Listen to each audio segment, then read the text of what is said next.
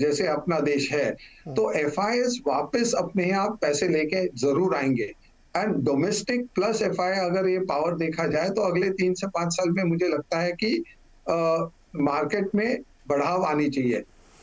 एक चीज मैंने वापस मैं कॉशन करता हूं क्योंकि ये बहुत जरूरी है हर एक सामान्य मध्यम वर्गीय इन्वेस्टर के लिए कि इक्विटी मार्केट हमेशा वॉलेटाइल रहते हैं, वॉलेटाइल रहेंगे, शायद इस साल थोड़े ज्यादा हो सकते हैं बिकॉज ग्लोबल इश्यूज आ सकते हैं जिसके वजह से 1-2% एक दिन में मार्केट गिर सकता है।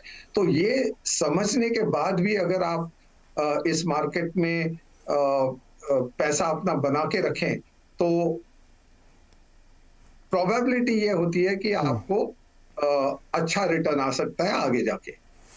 ओके, तो ये था व्यू जिस परिस्थिति में कैलाश जी लेके आ रहे हैं। कैलाश, जब आपके एनएफओ के बारे में बातचीत करते हैं, इस वक्त जिस तरह से मार्केट है उसमें बहुत सारे थीम्स हैं, सेक्टोरल थीम भी हो सकती है, मार्केट कैप के हिसाब से भी थी वो, तो आपने सोचा कि मल्टी कैप लाया जाए। क्यों मल्टी कैप के बारे में क्यों सोचा?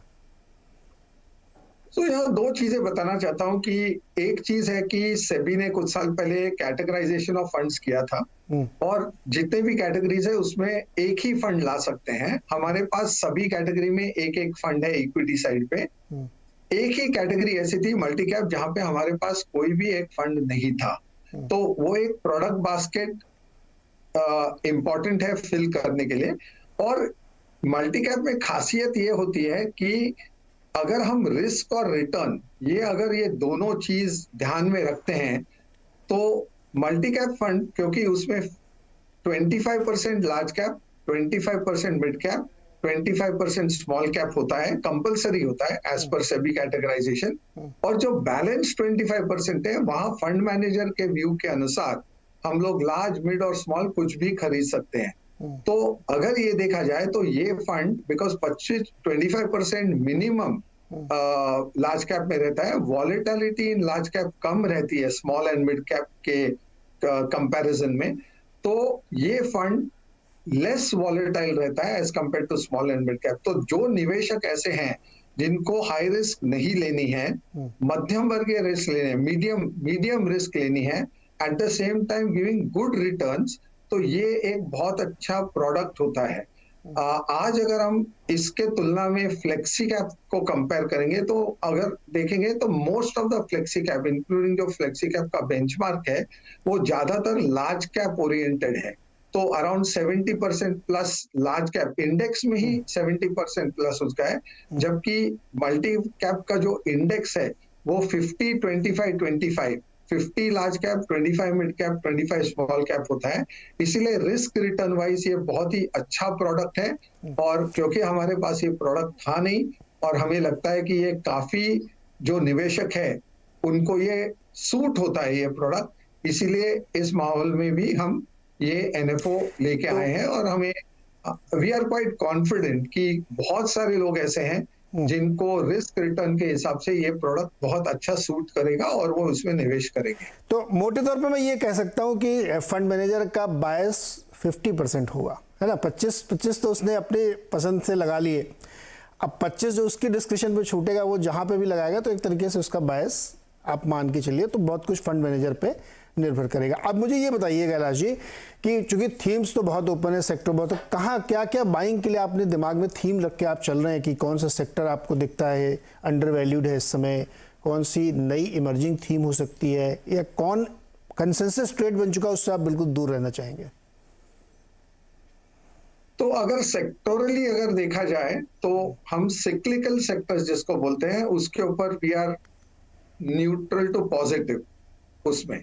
तो capital goods, engineering, chemicals, building material, ये जो सेक्टर्स है, इंफ्रा, इसमें हम न्यूट्रल टू पॉजिटिव है। जहां पे हम थोड़ा बहुत कॉशन आज के दिन में कर रहे हैं वो है आईटी, हेल्थ केयर सेक्टर। इसका रीजन ऐसा है कि आईटी जैसे काफी हद तक ग्लोबल कंपनीज के ऊपर निर्भर होता है। जैसे आपने पहले भी कहा यूएस, यूरोप में काफी कुछ हलचल चल रही है and things are not looking very good. तो ऐसा नहीं है कि वो आईटी स्पेंड्स कम करने वाले हैं, पर आईटी स्पेंड्स उन्होंने ज्यादा करने की उनकी जो गुंजाइश है वो आज के दिन में नहीं है, इसलिए हम थोड़े से न्यूट्रल टू नेगेटिव है इस सेक्टर में। ऐसे नहीं कि हमारे पोर्टफोलियो में वो बिल्कुल स्टॉक्स नहीं है। और हेल्थ केयर ज्यादातर हम स्टॉक स्पेसिफिक देखते हैं कि कौन सा लेना चाहिए कौन सा लेना है। These are the two sectors broadly हम लोग न्यूट्रल टू नेगेटिव है। बाकी सिक्लिकल सेक्टर जैसे मैंने कहा हम लोग काफी बुलिश है, क्योंकि इकोनॉमी इंडिया की सुधर रही है और उस हिसाब से सिक्लिकल सेक्टर्स हमेशा डिफेंसिव सेक्टर्स को आउट परफॉर्म करते हैं। तो बुलिश किस में है सर फिर आप? तो जैसे मैंने कहा आपको, engineering, capital goods, chemicals, building materials, infra, तो इसमें काफी हम लोग पॉजिटिव है। लेकिन इसमें सर फिर ये बताइए ना कैलाश जी, चूंकि रेट सेंसिटिव है, ये जितने भी आप नाम ले रहे हैं इस पे रेट सेंसिटिविटी आ जाती है और हाई ट्रेजेक्टरी की तरफ इन्फ्लेशन चल रहा है, तो ब्याज दरें भी उसी तरह से बढ़ रही हैं। अब जैसे 10% के आसपास होम लोन पहुंच गया है, तो अभी खबर मतलब आज की खबर है कि SBI ने 7.7 पे बॉन्ड जुटाए हैं, तो 8% तो खुद ही जुटा रहे हैं वो। तो अगर रेट सेंसिटिविटी आ गई है तो फिर ये सेक्टर आपको क्यों लगता है कि आउट परफॉर्म करेंगे?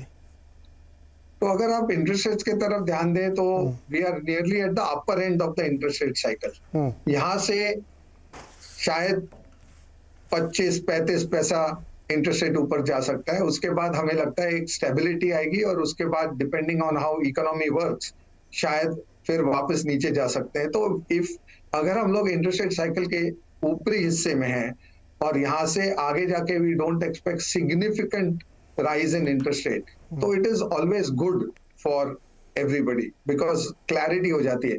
एक साल पहले क्लैरिटी नहीं थी बिकॉज पिछले साल ही हमने देखा था कि वॉर चालू हो गई थी और कितना इंटरेस्ट रेट बढ़ेगा ये किसी को मालूम नहीं था। आज अगर कमेंट्री देखें हम आरबीआई की तो क्लियरली ऐसे लग रहा है कि हम लोग टॉप एंड पे पहुंच गए हैं, तो दैट आल्सो गिव्स अस ज्यादा कॉन्फिडेंस देता है ये हमें।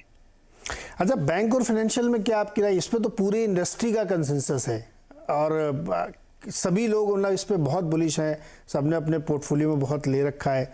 क्या आपको ऐसा लगता है कि 3-6 महीने बाद जो निम का एक बड़ा फ्लोरिश था वो रुक जाएगा, इसलिए अब समय है कि इस पे बुलिश ना हुआ जाए? देखो, इकोनॉमिक ग्रोथ अगर होनी है किसी भी कंट्री में तो banking and financial services sector grow होना बहुत ही it's like hand in glove जैसे बोलते हैं उसको, वो होना ही है।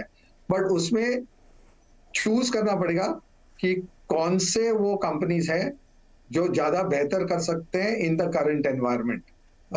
तो क्लियरली हम लोग जैसे मैंने कहा इकोनॉमिक ग्रोथ हमें दिख रही है, हमें ये लग रहा है कि India will be one of the fastest growing, GDP में सबसे ज्यादा ग्रो करेगी एटलीस्ट 2023 में बाकी दुनिया के हिसाब से।